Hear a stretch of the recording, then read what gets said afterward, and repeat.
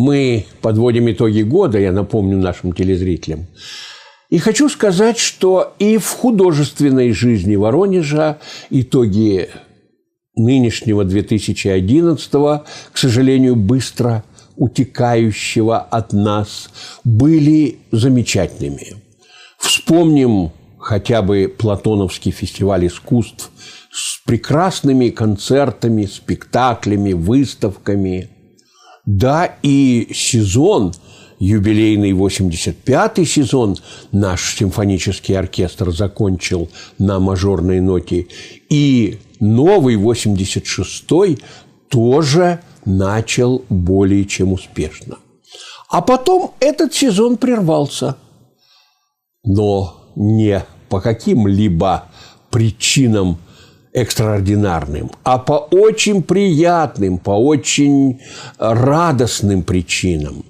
Оркестр, симфонический оркестр Воронежской филармонии, наш прекрасный академический коллектив, был приглашен на европейское турне.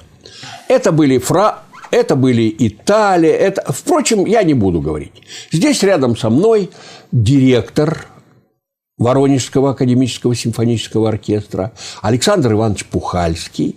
И я вас попрошу, Александр Иванович, вы расскажите, пожалуйста, и о том, как протекает этот сезон. И самое главное, нашей публике будет интересно узнать о ваших европейских гастролях, о том, что вы исполняли, как вас принимали, в каких городах вы были. Вот все это нашему зрителю будет невероятно интересно. Пожалуйста, Александр Иванович. С удовольствием отвечу на такой вопрос, тем более, что гастроли прошли с большим успехом. Нужно сказать, что за последнее время это, пожалуй, за последние лет 5 это, пожалуй, единственные гастроли в таком составе. Оркестр выехал. То есть полный состав с главным дирижером, с главным приглашенным дирижером Игорем Вербицким. Ну и количество стран. Это 4 страны, причем в Австрии мы были дважды. Сначала после Чехии, мы были в городе Куфштайн, потом была Италия, и потом после Новогорицы, которая находится в Словении, мы опять вернулись в Австрию. Таким образом, мы как бы в Австрии завершили гастроли. Но нужно вернуться к предыстории этой поездки, поскольку работа по этим гастролям началась еще где-то в мае 2010 года. Были запланированы гастроли, и итальянская студия «Музыка», это компания, которая занималась нашими гастролями по всем странам, предложила вот такой тур. С удовольствием мы откликнулись и начали готовить материал.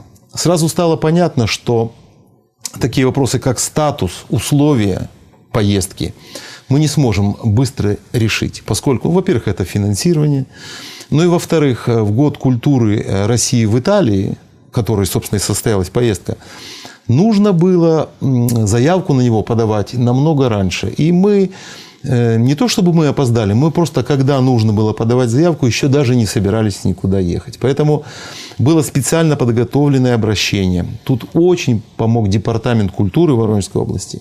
Я сразу, пользуясь случаем, благодарю очень руководителя и всех тех, кто принимал участие от департамента, поскольку было составлено обращение на имя специального представителя президента по вопросам культурного обмена Михаила Ефимовича Швыдкова. И он, собственно, только он мог решить вот вопрос о нашем статусе. К концу лета уже нынешнего года мы получили статус, наша поездка получила статус международного культурного обмена. Соответственно, здесь сразу пошла интенсивная работа по подготовке документов, по подготовке музыкантов, по замене некоторых музыкантов нашего оркестра, которые по объективным причинам не могли выехать в силу того, что имеют маленьких детей или там родители больные на руках. Они должны были здесь остаться. Сложная внутренняя работа, которая была успешно проделана. Но все же окончательно вопрос о поездке мог решиться только в Воронеже. Ни в Москве, ни в посольстве Италии, где нам бесплатно выдали визы. Вот именно из-за того, что у нас был такой статус культурного обмена. Решение принималось на уровне правительства Воронежской области. Вот. Без этого решения о выделении средств на поездку, конечно, поездка бы не состоялась, несмотря ни на какие предварительные правильные действия. Вот. Опять же, нужно поблагодарить, и я с большим удовольствием это делаю, губернатора Воронежской области Гордеева Алексея Васильевича за прямую поддержку, которую он оказал практически накануне выезда оркестра. И вот только тогда мы поняли, что все-таки гастроли состоятся. До этого мы делали все как нужно, но все-таки ясно не было, едем или не едем.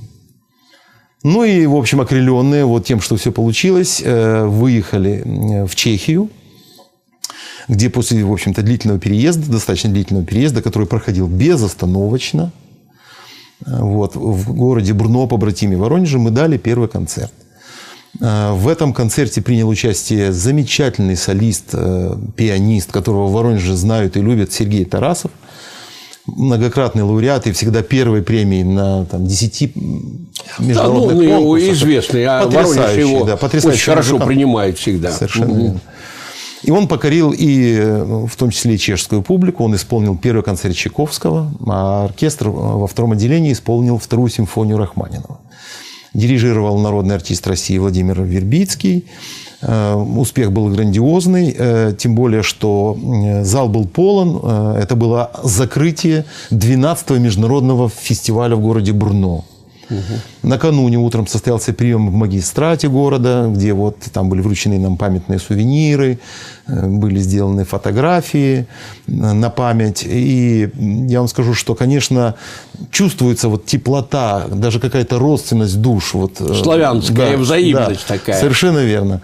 Это было очень приятно почувствовать, тем более, что, как правило, за последние годы оркестр выступал в Испании, во Франции, в Бельгии, немножко раньше, и так, ну вы знаете, в Китае, в Китае, в Гонконге, Гонконг, Тайвань.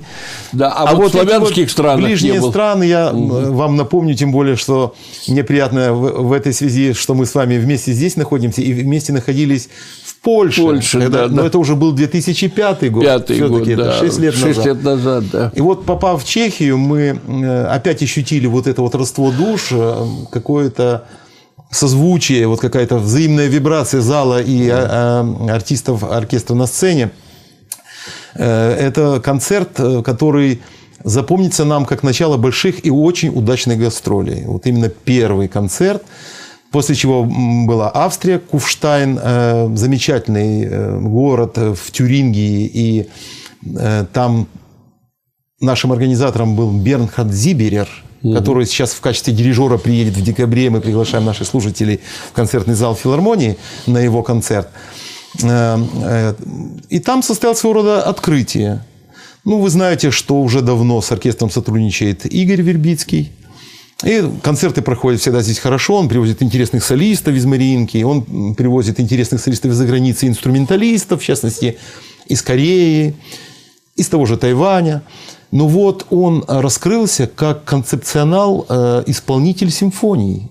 Вот практически через день была исполнена симфония та же, Рахманин номер 2, но в свободной от влияния мэтра, так сказать, Владимира Игоревича Вербицкого концепции. И город Куфштайн принимал стоя этого молодого, но так показавшего себя музыканта. Конечно, подкупило то, что в начале концерта он обратился на немецком языке, на очень хорошем немецком языке, к зрителям, объясняя, почему мы здесь, как пройдет программа концерта. И тогда я вспомнил о том, как замечательно организовано все у нас в Воронеже в филармонии, когда вы выходите, и существует вот это мягкое пространство 5-7 минут, когда люди вот... От одного вида коммуникации переходят к другому. Верно, заходя просто с улицы, будем говорить, со своими проблемами, и вот они проходят вот этот вот фильтр ваш, который вы делаете, и сразу проникают в атмосферу концерта, и тем самым получают больше удовлетворения, потому что они настраиваются определенным образом. Вот там этого не хватало. И как раз в концерте, вот о котором я сейчас говорю, в Австрии, в городе Куфштайн, Игорь Владимирович Вербицкий выполнил вашу функцию, и это было оценено по достоинству, поскольку публика, во-первых, сразу отреагировала на язык, на родной для них, а во-вторых, было рассказано, почему эти гастроли, почему мы хотим привезти русскую, а в общем-то вся программа, все гастроли, за исключением 2 концертов Шумана, фортепиано,